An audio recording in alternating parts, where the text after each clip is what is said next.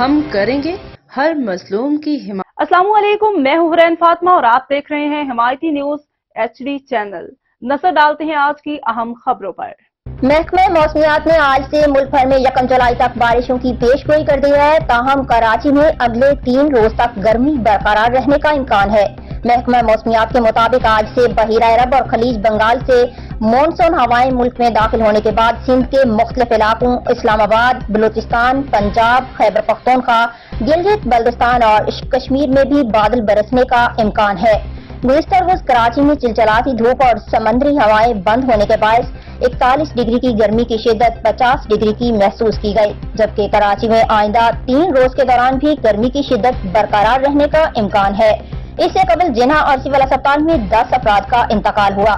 Edhi foundation کے 3 سردخانوں میں 3 روز کے دوران 300 لاشیں لانے کی بھی تصدیق کی گئی۔